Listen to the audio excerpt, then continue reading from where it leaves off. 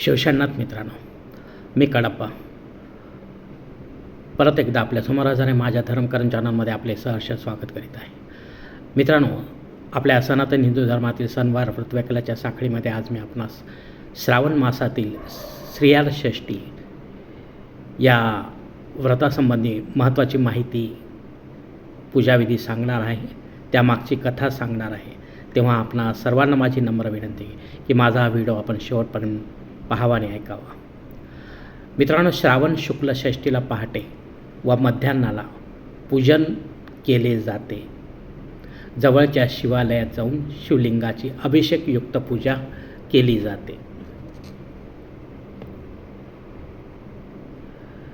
यामध्ये वर्णवायन म्हणजे विड्याच्या पानावर अंकुरित पांढरे वाल व दक्षिणा ठेवली जाते आणि ती शिवाला अर्पण केली जाते. यासोबतच गूळ खोबरे व महानैवेद्य अन्नाचा दाखवला जातो. तर अशा प्रकारे हे शिवमंदिरात जाऊन, जागृत अशा जवळच्या शिवमंदिरात जाऊन ही सेवा करायची, व्रताचरण करायचे. तर यामागची कथा फार महत्त्वाची आहे मित्रांनो.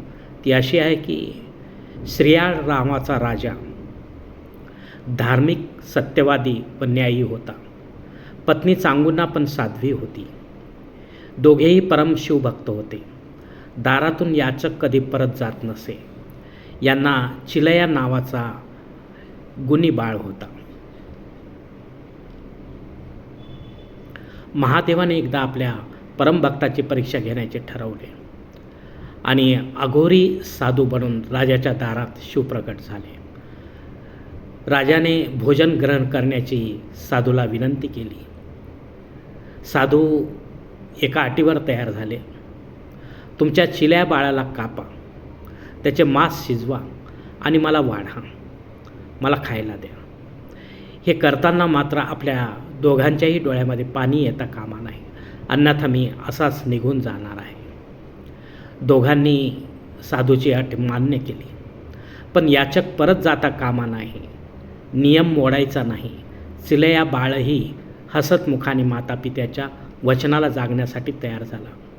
राजा राणीने आपल्या डोळ्यात अश्रू आणता चिलया बाळाला कापून त्याचे मांस शिजवले व साधूला वाढले. साधू म्हणाला, तुम्हाला दुसरे बाळ असेल तर त्याला बोलवा आणि माझ्यासोबत जेवायला बसवा. मी एकटा अन्न ग्रहण करणार नाही, करत नसतो. अन्यथा आपल्या एकुलत्या एक चिल्या बाळाला हाक मारा, आम्ही दोघे सोबत जेवण करू. राजाने अत्यंत दुःखी अंतकरणाने साधूच्या आज्ञेचे पालन केले. बाळ चिलया असा आवाज बाहेर येऊन दिला मोठ्याने आणि काही क्षणात चिलया बाळ धावत आला मित्रांनो आणि पित्याला तो बिलगला. इकडे अघोरी साधूच्या रूपातील भगवान शिव आपल्या मूळ रूपात प्रकट झाले.